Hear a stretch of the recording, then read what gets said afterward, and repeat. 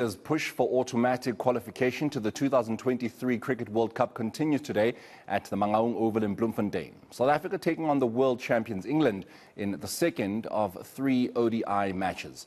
The hosts hold a 1-0 lead following a 27-run victory in Friday's opening match at the same venue. ENC's Hloni Mthimkhulu is in the City of Roses and joins us ahead of today's clash. Good morning to you, Hloni. Given Friday's match and how nail-biting it was, how we managed to hold our nerve, at least from the bowler's end, to get that victory, I'm sure we can expect the numbers to be a little more, especially also because it's Sunday today.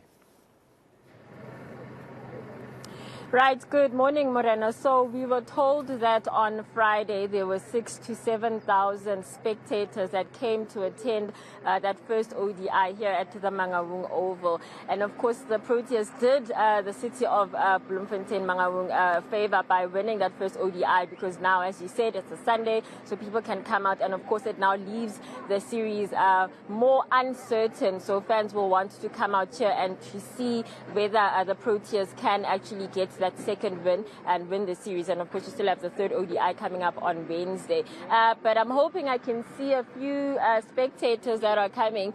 We have been, when we came here, we saw quite a number of spectators that were coming in. There's been a steady trickle of spectators that are coming in. So I'm going to try and see if we can see any at the moment that are coming. But if not, I'm not sure if we can speak to you guys. Are you guys here to watch the cricket? Yes, we are. Can we speak to you on ENCA, live on ENCA? Okay. Yeah, so just tell us, are you from around here? Why did you come to watch the cricket, and how nice is it to have cricket in Bloem?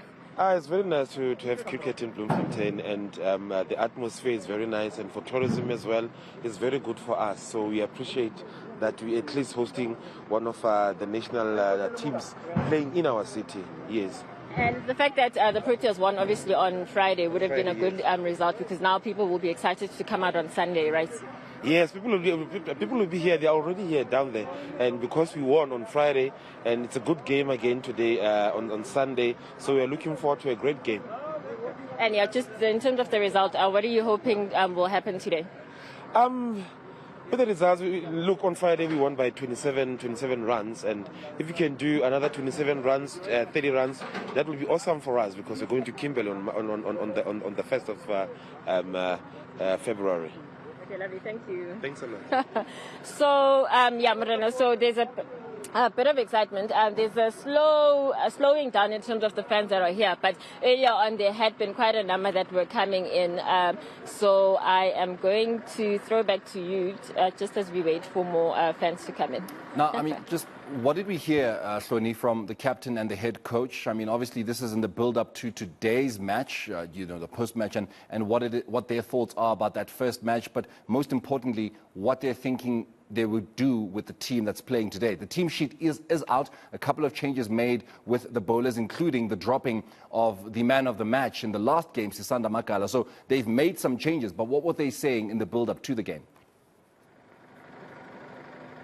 Yeah, so obviously in the build-up to this series, a lot of the talk would have obviously been around taking over of the two coaches, Shukri Conrad and Rob Walter, and this new two-coach structure that's happening. Obviously, the talk would be around the fact that we're not at a place where we can qualify yet for the World Cup. We are starting the series. We were in 11th position. I think we're now up to 10th position in terms of qualifying, and we need an 8th spot to qualify automatically. But of course, there is India, who are the hosts, so 9th place should have just about to do it. So, there was a lot of talk about that, and the fact that why is South Africa in this position in the first place? How did they end up in 11th position? They should have been in the top 8 easily. So they were Shukri certainly taking on this position in the interim while Rob Walter comes back from New Zealand. Was just talking about how they want the players to be more decisive in terms of when they are playing. They want to put the opposition batters and bowlers in position of pressure.